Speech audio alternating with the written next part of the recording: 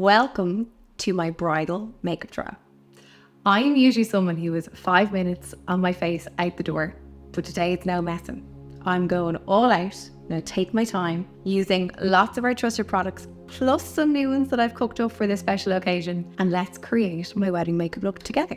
I'm going to start with body base. So I have a bit of fake tan on. I like to use body base to even out the skin. It adds a little bit of colour. So medium shimmer. I'm using the Deluxe tanning brush and I'm going to blend and apply this all over. Think of this as like body makeup. So one of the biggest things when it comes to a bridal makeup, outside of feeling amazing and like an enhanced version of yourself, is longevity. So Beauty Base Rose Golden, I've just put on there. This is my SPF. Really important that you put enough on, make sure it's fully moisturised in. Oil control is very different. I'm taking a pea-size amount and I'm going to focus it in my porous area here at the sides of the nose and into my T-zone. And what this will do is capture and settle any excess oil that might form. So first up, concealer. On the note of things being long wearing, I'm going to go for some of our Satin Silk Under Eye Long Wearing All-in-One Concealer. But on top, I'm going to take some of our Cover Up in a fairer shade than I would usually wear because I'm going to use this as an eye base. So I'm applying our Satin Silk Long Wear Lightweight Foundation.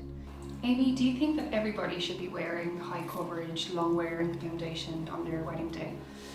No, I don't think high coverage and long wearing is what everyone should wear. I think again it comes back to what is your preference. If you're someone who wears a tinted moisturiser like Tinted Glow or Hydrant every day, you're most likely going to wear that, but you can build it up with coverage. For me, Satin Silk is the go-to bridal foundation. It is high coverage, you only need a tiny bit, it feels comfortable on, and there's zero flashback on camera. My top tip for increasing coverage for brides or as part of your makeup is take some of our complete cover up, and I want this to match to the foundation colour that I'm wearing. But you can literally dot this in any area that you want to intensify coverage on. It is also 100% going in my touch-up makeup bag. Now it's time to sculpt the face. I'm going to take Cream Lux Medium Dark. I'm going to set this with a little bit of powder bronzer after just to be totally sure that it doesn't move anywhere. So I'm going to bounce this into my cheekbone. I'm going to put a very, very slim line down the side of my nose and a little bit into my hairline away from the actual hairline, so in towards the forehead.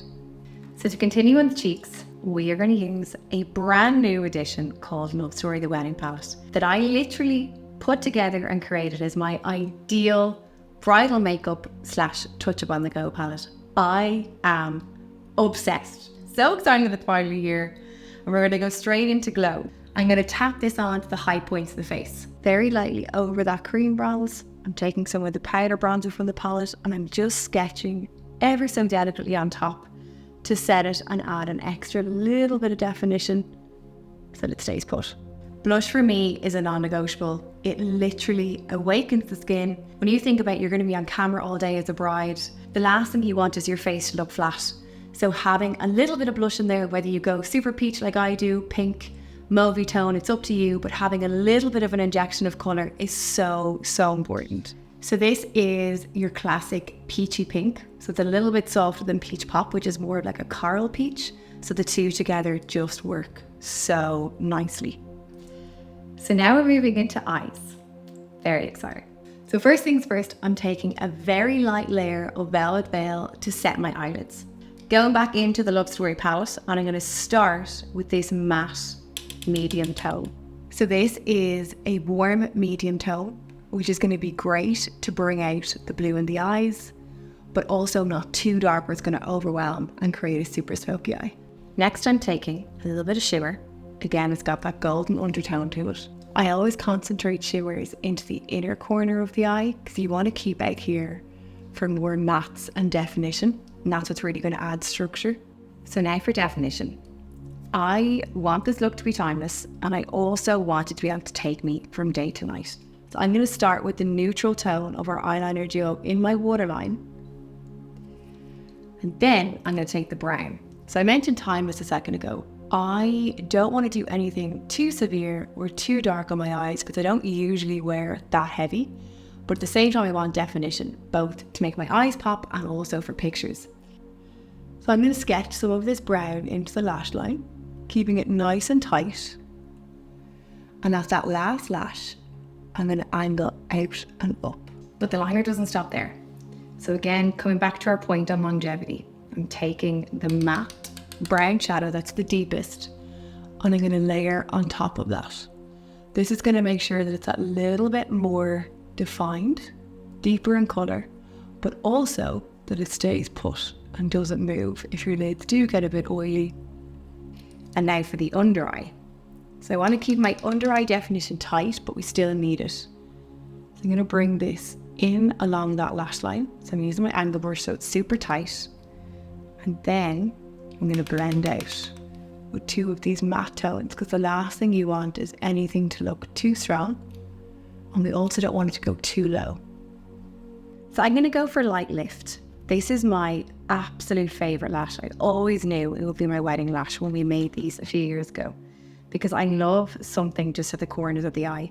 I'm going to lift up some of the glue, pop it on a thin layer across the band, and now we give it a shake. So give it a shake so that the air gets added and it gets tackier.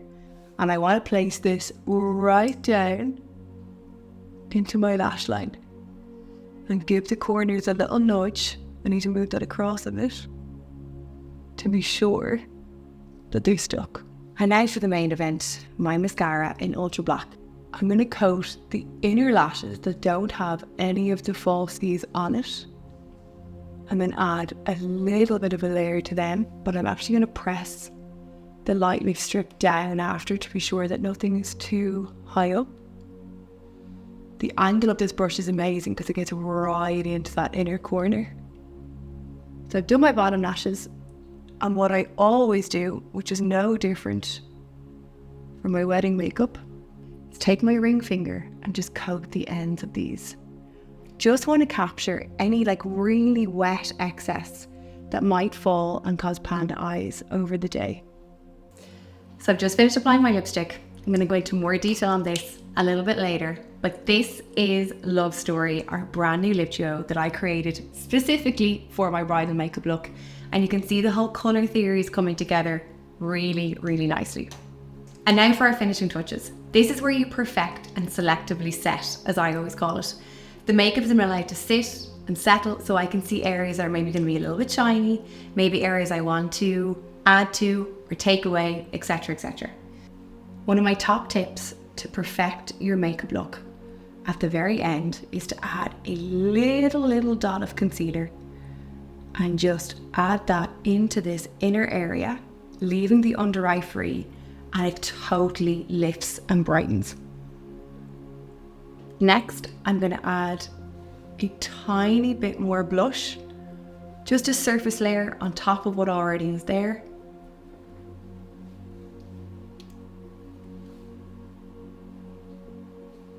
Do a quick check back over my glow. And the final thing is to selectively set. So when I say selectively, it's because we're literally picking and choosing where we want this to go. Velvet Veil is fine enough to go underneath the eyes, and it's a brilliant tool for anyone who tends to gather product there or maybe creases that little bit easier. And I'm going to just part of this over my T-zone like so to smooth and soften, but I'm going to leave all of this area clear of powder because I want the glow to come through and I really want that radiant finish. So my very finishing touch is to add a little bit of body glow. So I've applied some of this into my collarbones and also into the tip of my shoulder. This is fast drying, non-greasy, particularly safe for when you are adjusting yourself while in a wedding dress.